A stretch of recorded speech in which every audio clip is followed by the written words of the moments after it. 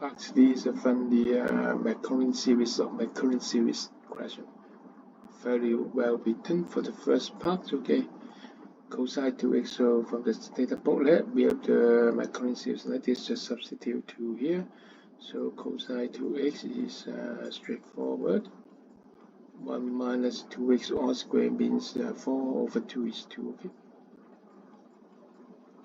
and then 2x 4, it means 16 over 4 factorial, okay, is 2 over 3, right?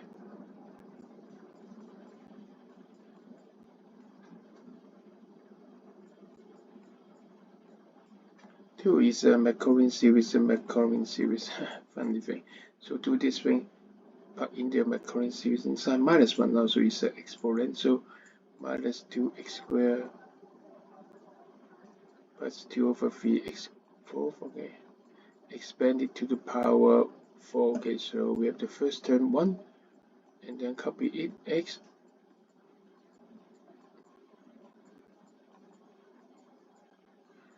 and then copy the x squared over 2.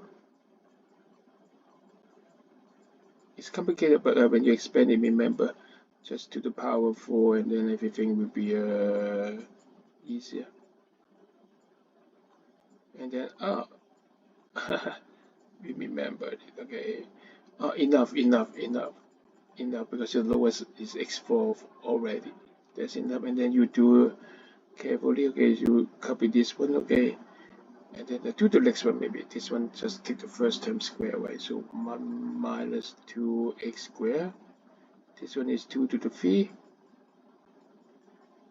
x4, how about the next one, okay, is minus 2 all square is 4, 4 over 2 is 2, okay, so it's a plus 2x4, add them together, add these two together, right? So it becomes 2, 5, okay, all together, and then it will become 6, 8 over 3.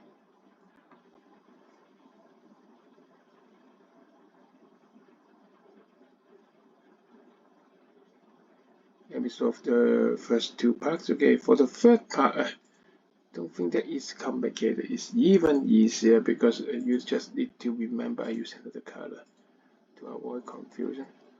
What is fx? Yeah, fx is e cosine 2x.